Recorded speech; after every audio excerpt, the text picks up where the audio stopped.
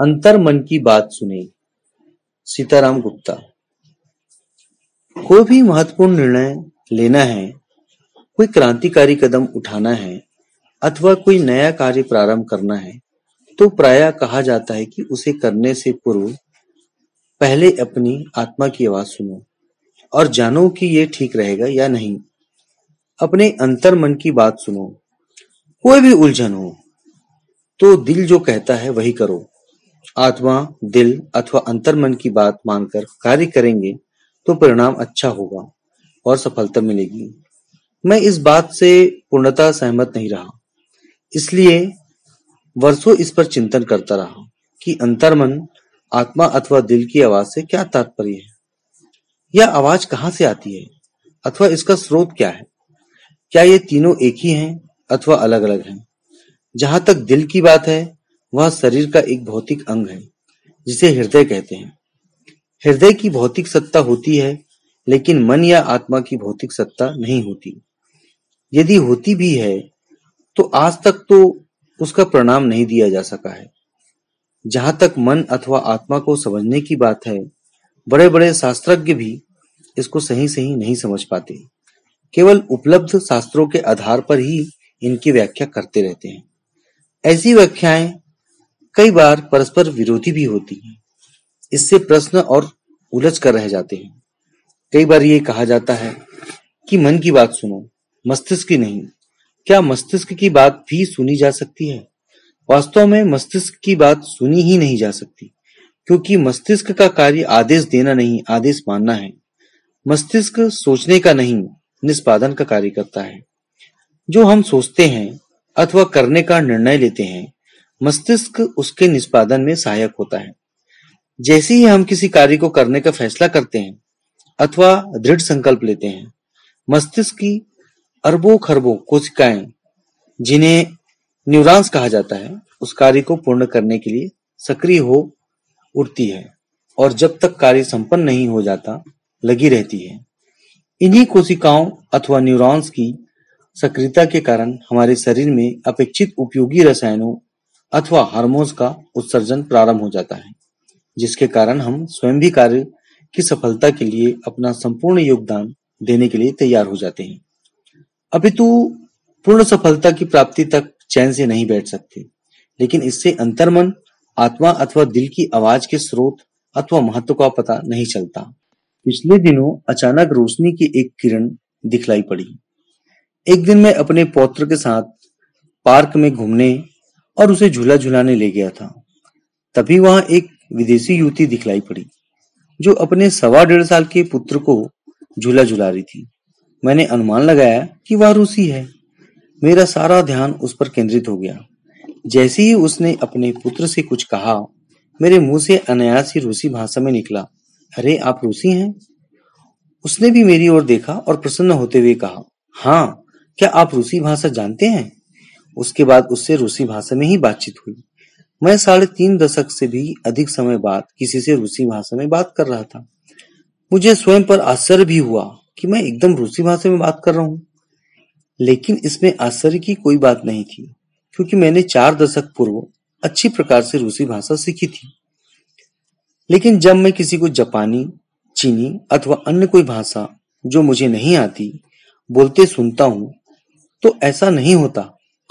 ना तो मुझे पता चलता है कि अमुक व्यक्ति वास्तव में कौन सी भाषा बोल रहा है और ना मैं उसके साथ उसकी भाषा में बोल ही पाता हूँ। कारण स्पष्ट है, और वह यह कि मैंने ये भाषाएं कभी सीखी ही नहीं। जहां तक मेरी रूसी भाषा बोलने का प्रश्न है, लंबे समय तक प्रयोग में न आने के कारण रूसी भाषा मेरे अवचेतन या अचेतन मन की गहराइयों में लुप्त हो गई थी। लेकिन जैसे ही अवसर मिला, वह चेतन मन प्रकट होने लगी। भाषा ही नहीं, ऐसी बहुत सी चीजें हैं कभी न कभी हमारे अनुभव में आई होती हैं, हमारे मन की तहों में दबी पड़ी रहती हैं। लेकिन जापानी, चीनी अथवा अन्य कोई भाषा जो मुझे नहीं आती, वास्तव में मेरे मन के अचेतन या अवचेतन मन का हिस्सा बनी ही रहती। अतः किसी भी रूप में इनके बाहर आने का प्रश्न ही नहीं उठता। इसी प्रकार से कोई भी उपयोगी सुझाव या मार्गदर्शन जिसका प्रत्यक्ष अथवा परोक्ष रूप से हमने अनुभव ही नहीं किया अथवा हमारे अचेतन या अवचेतन मन का हिस्सा ही नहीं बना, वह हमारे अंतर्मन की आवाज बन ही नहीं सकता। यदि ऐसी कोई अंतर्मन की आवाज वास्तव में होती तो हम क्यों अच्छी अच्छी बातें सीखते अथवा अपने दृष्टिकोण को सकारात्मक बनाए रखने के लिए जी तोड़ मेहनत करते। केवल अंतर्मन की आवाज के सहारे हम अच्छे से अच्छा कार्य कर लेते। अंतर्मन की आवाज सुनकर कार्य करने का तात्पर्य यही है कि हम सोच समझकर अच्छे से अच्छा निर्णय लें। हमारा मन बिल्कुल एक कंप्यूटर की तरह कार्य करता है। एक कंप्यूटर की तरह ही उसमें जो डालते हैं उसी में से आवश्यकता अनुसार बाहर आता है या बाहर लाया जा सकता है। अब प्रश्न उठता है कि अंतर्मन की बात सुनने का क्या अर्थ हो सकता है। अंतर्मन की बात सुनने का अर्थ यही है कि मन की भीतरी तहों को खंगालकर उसमें से अपने हित की बात निकालना। लेकिन ये सबके लिए हितकर ही होगी, इस बात का कोई सही उत्तर देना संभव ही नहीं, क्योंकि हर व्यक्ति अपने मन की बात को ही सही नहीं सर्वोत्कृष्ट भी मानता है और उसे ही प्राथमिकता देता है। इसी के कारण द्वंद्व तथा वैमनस्य उत्पन्न होता है। किन्हीं दो या अधिक व्यक्तियों के मन की बात का परस्पर विरोध होना और उसमें द्वंद्व की स्थिति उत्पन्न होना सिद्ध करता है कि हर व्यक्ति के मन की हर बात का कोई महत्व नहीं होता। हर व्यक्ति के मन की बात व्यक्ति सापेक्ष हो सकती है, लेकिन आवश्यकता नहीं कि वह समय सापेक्ष अथवा काल सापेक्ष भी हो। अंतर्मन की बात वास्तव में व्यक्ति विशेष के मन में संचित विचारों अथवा भाव की प्रतिध्वनि मात्र है। अंतर्मन की बात में मन शब्द बड़ा महत्वपूर्ण है। मन क्या है? वास्तव में मन हमारे प्रत्यक्ष अथवा परोक्ष अनुभवों का संग्रह मात्र है, जिससे हमारी विचार प्रक्रिया निर्धारित होती है। हमारा समग्र व्यक्तित्व वास्तव में हमारे इन्हीं अनुभवों और सोच का परिणाम है। हम अपने जीवन में जो कुछ भी अच्छा या बुरा सीखते हैं वह सब हमारे मन में संचित हो जाता है। जो अनुभव कभी काम में नहीं आते वे मन में बहुत गहरे में जाकर सुप्त हो जाते हैं। उनमें से कुछ अनुभव अधिक गहरे में सुप्त होकर हमारे अचेतन मन का हिस्सा बन जाते हैं। जो कुछ अनुभव कम गहरे में सुप्त होकर हमारे अवचेतन मन का हिस्सा बन जाते हैं, जब यही अनुभव हमारे चेतन मन में आते हैं अथवा चेतन मन से सप्रयास लाए जाते हैं तो हमारे चेतन मन का हिस्सा बन जाते हैं और अंतर्मन की बात कहलाते हैं। अंतर्मन की बात वास्तव में हमारी उत्कट इच्छा मात्र है, जिसका हमने अपनी बुद्धि अथवा विवेक के अनुसार चुनाव किया है और जिसे हम हर हाल में पूर्ण होते देखना चाहते हैं। अतः अंतर्मन की बात को अत्यधिक महत्व देना भी मात्र भावुकतापूर्ण विचार ही है।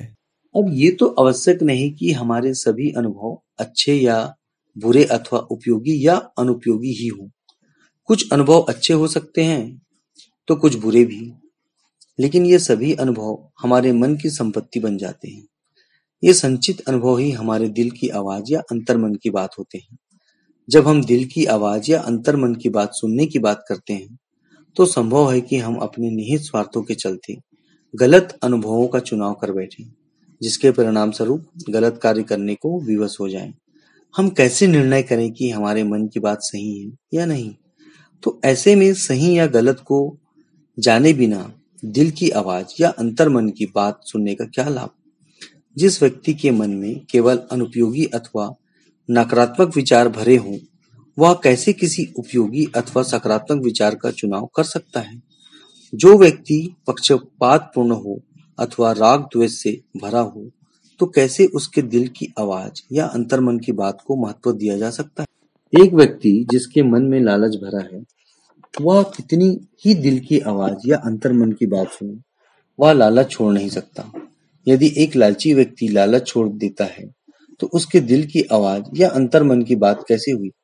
एक चोर, लुटेरा, हत्यारा अथवा बलात्कारी भी अपने दिल की आवाज या अंतर्मन की बात सुनने के कारण ही चोरी, लूट, हत्या अथवा बलात्कार जैसे विभत्स कार्य से विरत नहीं होता, अपितु दिल की आवाज या अंतर्मन की बात सुनकर ही वह चोरी, लूट, हत्या अथवा बलात्कार जैसे गलत काम करता है। दिल की आवाज या अंतर्मन की बात पर ही कोई व्यक्ति लोक कल्याण के कार्य करने के लिए आगे आकर अपना सारा जीवन लोगों के जीवन को स्व बनाने में लगा देता है, तो इसी दिल की आवाज या अंतर्मन की बात पर कोई शासक छद्म विकास अथवा लोक कल्याण के नाम पर तानाशाह बन बैठता है और लोगों का जीवन नरक बना डालता है। मात्र कुछ लोगों के अंतर्मन की आवाज के कारण संसार के लोगों को भयंकर युद्धों को झेलना पड़ा है। पुरुषार्थ हो या अकर्मण्यता, दोनों का ही चुनाव विचारों के वशीभूत होकर किया जाता है। जब तक किसी कार्य को करने का विचार न बने, तब तक वह कार्य किया ही नहीं जा सकता और विचार मन की ही देन या उपज है। यही दिल की आवाज या अंतर्मन की बात सुनने की प्रक्रिया है। मन बहुत गड़बड़ करवा देता है, अतः दिल की आवाज या अंतर्मन की बात सुनना सदैव हितकर ही हो यह संभव नहीं। यदि मन में संचित अच्छा अनुभव विचार रूप से कार्य रूप में परिणित हो जाए तो अच्छा परिणाम होगा, अन्यथा बुरा व घातक परिणाम होने से संदेह नहीं। दिल की आवाज या अंतर्मन की बात सुनने से उत्पन्न घातक परिणामों से बचने के लिए मन की साधना या मन को साधना बहुत आवश्यक है। कबीर की एक साखी है, मन के मते ना चलिए, मन के मते अनेक, जो मन पर असवार है सो कोई साधु एक। हर स्थिति में केवल अपने मन के अनुसार चलना ठीक नहीं, क्योंकि मन विविध मतों वाला होता है। उसमें ना तो कोई स्थायित्व ही होता है और ना एकरूपता ही होती है। हर व्यक्ति का मन अलग अलग दिशाओं में जाता है। मन अलग अलग तरह से सोचता है और अलग अलग प्रकार से प्रक्रिया करता है। किसी एक व्यक्ति का मन भी सदा समान नहीं रहता, वह पल पल बदलता रहता है। व्यक्ति का हर अनुभव उसे बदल देता है। मन के विषय में कहा गया है कि वह संकल्प विकलात्मक है, कभी इसका चुनाव करता है तो कभी उसका चुनाव करता है। उसमें परस्पर विरोधी भाव भरे रहते हैं। ऐसे में दिल की बात मान लेना या अंतर्मन की आवाज सुन लेना कई बार बहुत ही घातक हो सकता है। जो मन की संकल्प विकलात्मकता से मुक्त होकर, मन के पार होकर अथवा मन को नियंत्रित कर सही कार्य का चुनाव कर उसे संपन्न कर सके, ऐसा व्यक्ति दुर्लभ होता है। जो ऐसा कर सके उसी की सोच उत्तम है और वही साधु है। ऐसा साधु के मन की बात ही उपयोगी व उत्तम हो सकती है। हमारे मन रूपी कंप्यूटर में जहाँ अधिकांश कूड़ा कचरा भरा होता है, हम उसमें से उपयोगी सामग्री या विचार कैसे निकालें, यह बड़ा जटिल और महत्वपूर्ण प्रश्न है। यहाँ हमें विवेकशील होने की आवश्यकता है। विवेक के द्वारा ही काल और स्थान के अनुसार उपयोगी व अनुपयोगी विचार अथवा कार्यों में अंतर्भेद किया जा सकता है। विवेकी व्यक्ति ही सकारात्मक चिंतन द्वारा सही विचारों का चयन कर उन्हें कार्य रूप में परिणित कर सकता है। इसके लिए आवश्यक है कि हम सदैव अपना दृष्टिकोण सकारात्मक बनाए रखने पर जोर दें। यदि हमारी सोच पूर्णतः सकारात्मक हो जाए तो सारी समस्या ही समाप्त हो जाए, लेकिन प्रायः ऐसा संभव नहीं होता। इसलिए विवेक अनिवार्य है। जिस प्रकार से हमारे अन्य सभी अनुभव हमारे मन में संचित हो जाते हैं अथवा हमारे प्रयास करके उन्हें अपने मन में रख लेते हैं, उसी प्रकार से विवेकशीलता को भी मन के प्रश्रय देना चाहिए। ध्यानावस्था में अथवा मन को शांत स्थिर अवस्था में ले जाकर निम्नलिखित स्वीकारोक्तियां करने से ही हम सही अर्थों में मन की बात सुनने की कला का विकास कर पाएंगे। मैं अपने जीवन में केवल सकारात्मक और सर्वोपयोगी विचारों का ही चयन करता हूँ और उन्हें कार्य रूप में परिणित करता हूँ। मुझमें सकारात्मक और सर्वोपयोगी विचार के चयन अथवा विवेक से कार्य करने का पूर्ण क्षमता है। मैं अपनी विवेकशीलता के प्रति पूर्ण आश्वस्त हूँ और अपने मन की सही बात सुनकर पूर्ण विश्वास के साथ उसे कार्य करने के रूप में परिणत करता हूँ। धन्यवाद।